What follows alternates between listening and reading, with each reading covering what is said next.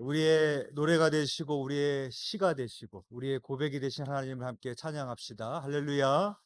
아멘. 오늘도 하나님께 감사함으로 나와 예배하신 여러분들을 사랑하고 축복합니다.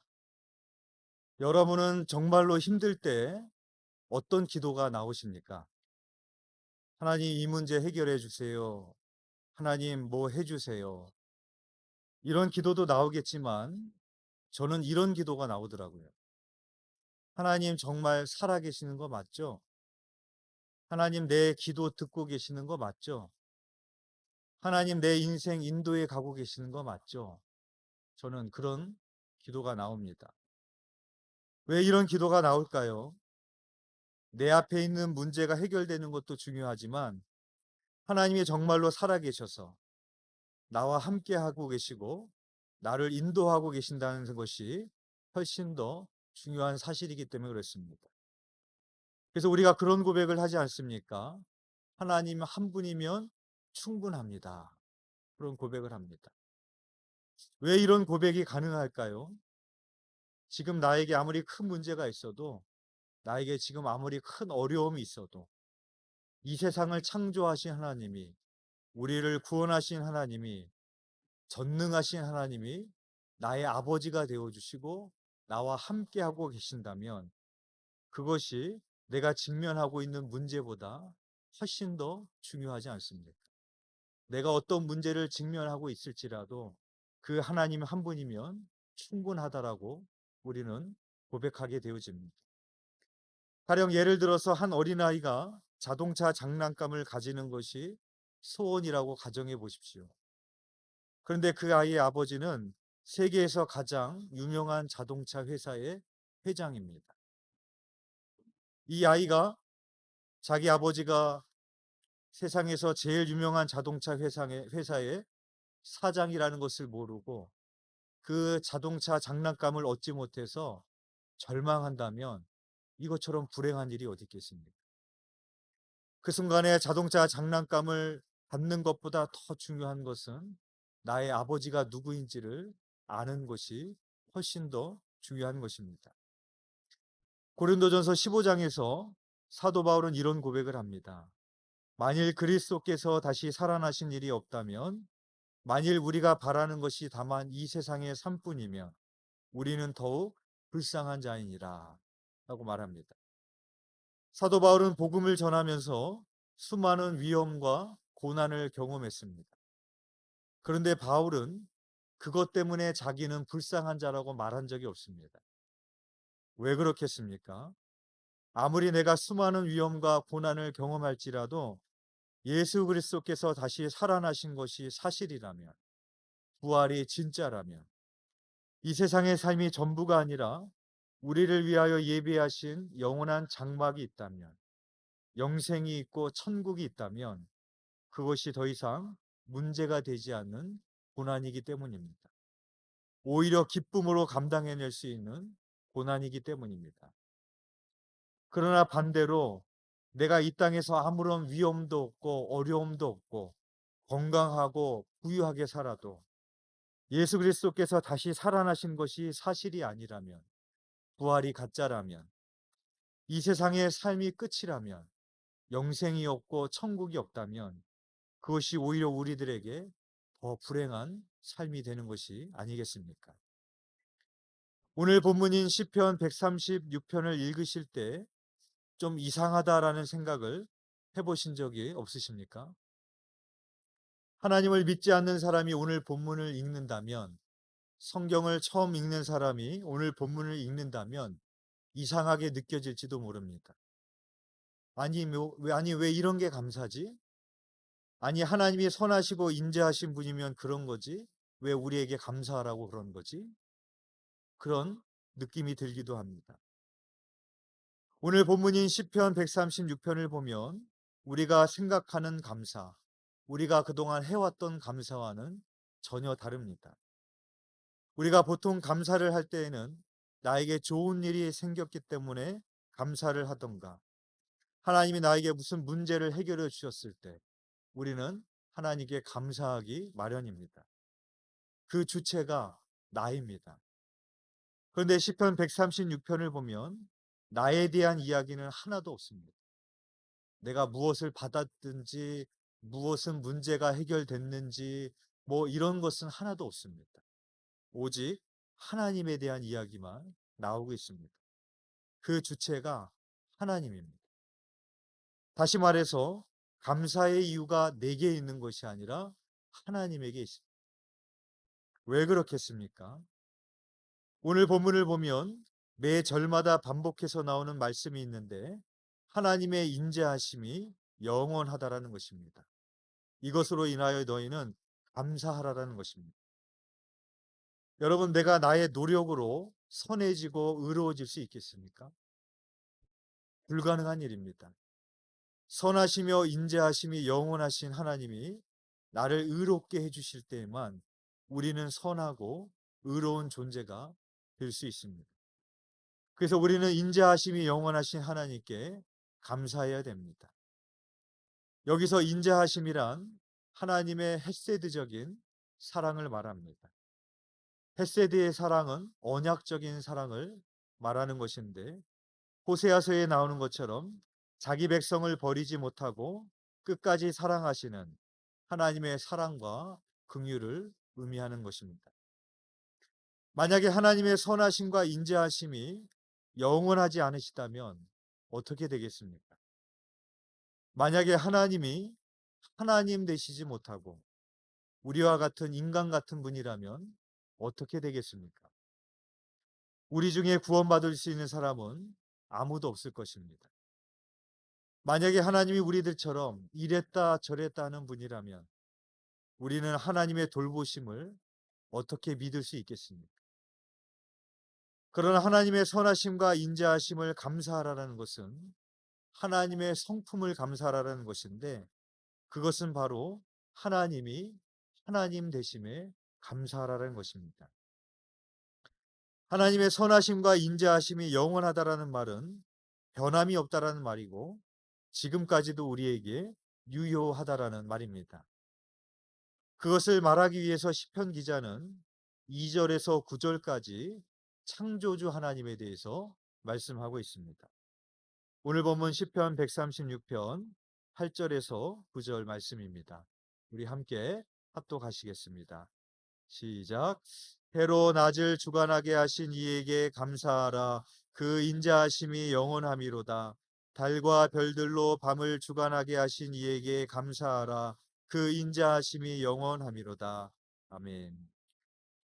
여러분, 이 세상이 존재한 순간부터 오늘날까지 태양이 뜨지 않은 날이 있었습니까? 여러분, 지난밤에 잠자리에 드실 때 내일 해가 뜨지 않을까 걱정하고 주무신 분 계십니까? 밤에 달과 별이 뜨지 않는 날이 있었습니까? 단 하루도 없었습니다. 지구가 태양 주위를 좀 늦게 돌아서 1년이 365일이 아니라 375일이 된 적이 있었습니까? 단 한 번도 없었습니다. 지구는 제자리에 있지 않습니다. 계속해서 움직이고 있습니다. 지구는 자전을 하면서 태양 주위를 도는 공전을 하고 있습니다. 그런데 달도 자전을 하면서 지구 주변을 돌고 있습니다. 달은 계속해서 움직이고 있는 지구를 따라다니고 있습니다. 그 달은 사람들을 따라다니고 있고 나를 따라다니고 있습니다. 그 모습을 한번 여러분 머릿속으로 그려보십시오. 얼마나 신비롭습니까? 그래서 밤에는 태양빛이 달에 반사돼서 지구를 비춰주고 있습니다. 달은 우주의 수많은 행성 중에 유일하게 지구를 따라다닙니다. 달은 한 번도 그 궤도를 이탈한 적이 없고 정확하게 지구 주변을 돌면서 밤마다 우리들에게 빛을 비춰주고 있습니다. 달이 생명체가 아니지 않습니까? 달이 스스로 생각해서 그렇게 하는 것도 아니지 않습니까? 그리고 달이 축구공처럼 조그만 것도 아니지 않습니까? 북한에서는 미국 전역을 타격할 수 있는 핵미사일을 만들기 위해서 얼마나 엄청난 연구와 노력을 하고 돈을 쏟아붓고 있습니까? 핵미사일을 미국까지 날려보내는 것도 그렇게 힘들고 어려운 일인데 하물며 그 어마어마한 달을 움직이려고 한다면 얼마나 많은 에너지가 필요하겠습니까? 그것도 한 번 쏘는 미사일이 아니라 하루 이틀, 1년, 2년 도는 것도 아니라 수십 년, 수백 년, 수천 년을 돌고 있는 그 달을 보면서 우리는 하나님의 창조주 섭리를 보며 감탄할 수밖에 없습니다. 사람이 한다면 그것을 어떻게 한치의 오차도 없이 계속해서 그렇게 할 수가 있겠습니까? 성경은 이 모든 것을 하나님이 주관하신다라고 말씀하고 있습니다. 만약에 이것을 사람이 주관한다고 생각해 보십시오. 어떤 일이 벌어지겠습니까? 아무리 세상에서 똑똑한 사람이라고, 아무리 성실하고 신실한 사람이 이 일을 한다고 할지라도 해가 뜨지 않아서 하루가 시작되지 않은 날이 수없이 많았을 것이고, 밤에 달이 뜨지 않아서 캄캄한 흑암 같은 시간을 보내야 되는 날이 수없이 많았을 것이고, 계절이 일정하게 바뀌지 않아서 곡식과 열매를 추수할 수 없었을 때가 부지기수였을 것입니다.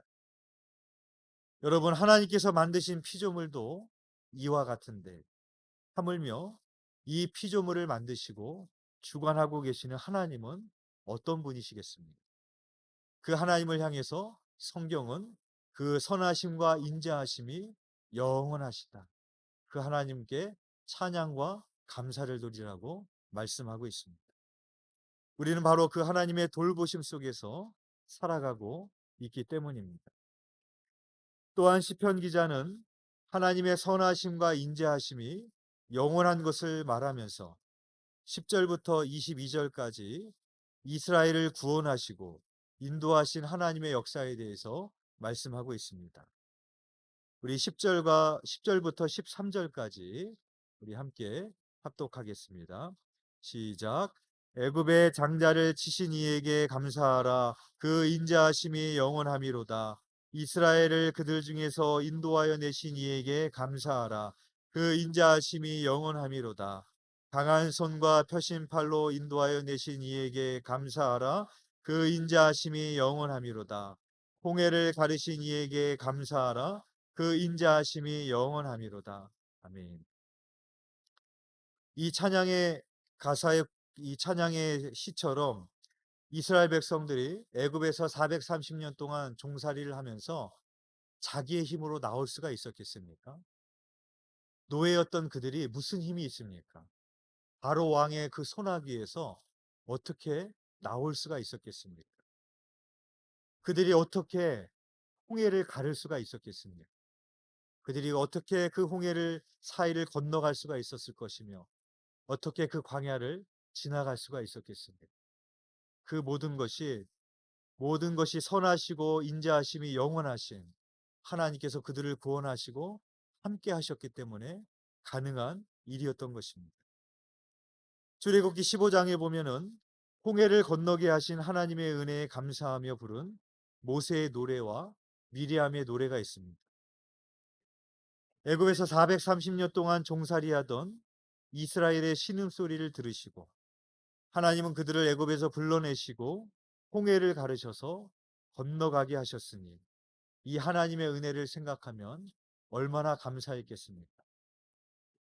그러나 그들의 감사는 오래가지 못했습니다. 그 출애굽기 15장이 끝나기 전에 같은 장에 모세와 미레암의 노래가 끝나자마자 광야에서 마라의 쓴물을 경험하였던 이스라엘이 하나님과 모세에게 원망과 불평을 하고 있는 것을 보게 되어집니다. 만약에 이스라엘을 인도하신 하나님이 우리와 같은 분이었다면 어떻게 하셨겠습니까? 은혜를 모르고 바로 불평과 원망을 하고 있는 그 이스라엘 백성들을 보며 하나님이 우리와 같은 분이었다면 어떻게 했겠습니까? 이스라엘들을 다 진멸해 버리거나 더 이상 인도하지 않으시고 포기하지 않으셨겠습니까?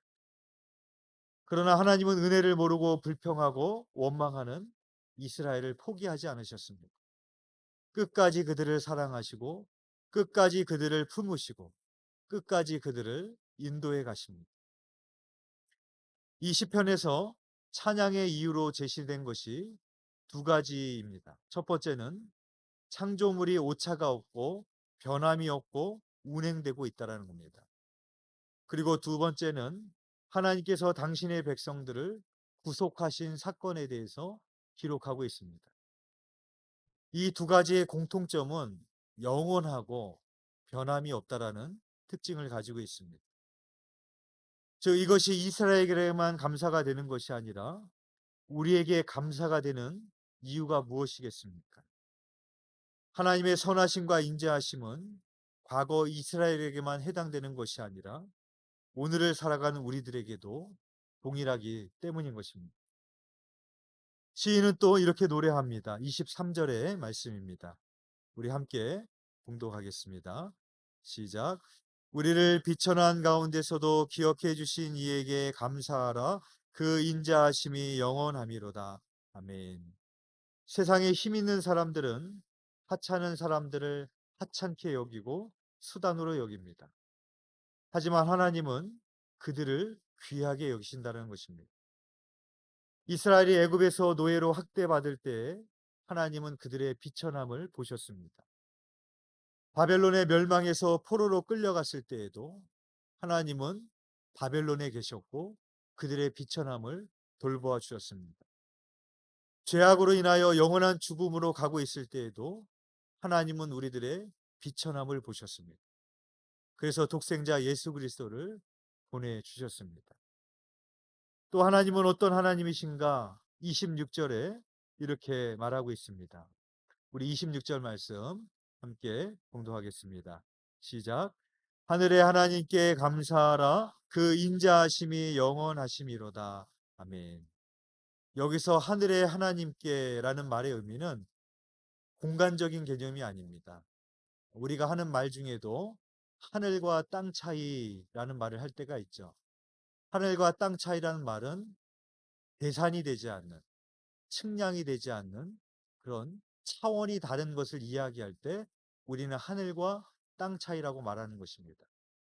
그래서 하나님이 하늘에 계시고 우리가 땅에 있다라는 말의 의미는 공간적으로 하나님께서 저 스카이에 있는 것이 아니라 우리와 차원이 다르신 하나님의 초월성, 전능하심, 영원함을 우리가 말할 때 쓰여지는 단어입니다. 하나님이 전능하신 하나님이라면, 우리를 향하신 하나님의 사랑이 영원하고 변치 않으신다면, 우리에게 주신 하나님의 말씀을 반드시 성취하신 하나님이라면, 그 하나님이 여러분들의 아버지가 되어주고 계시고 여러분들의 목자가 되어주시고 여러분들을 지금 인도해 가고 계신다면, 그 하나님이 우리들을 반드시 저 영원한 천국에 다다르게 하시는 그 하나님이 하나님 되신다면 우리가 무엇을 걱정할 것이 있겠습니까? 우리가 이 땅에서 어떤 어려움을 만날지라도, 어떤 문제를 만날지라도 하나님이 하나님 되시기에 우리가 감사해야 될 줄 믿습니다. 히브리서 13장 8절에 이렇게 말씀합니다. 예수 그리스도는 어제나 오늘이나 영원토록 동일하십니다.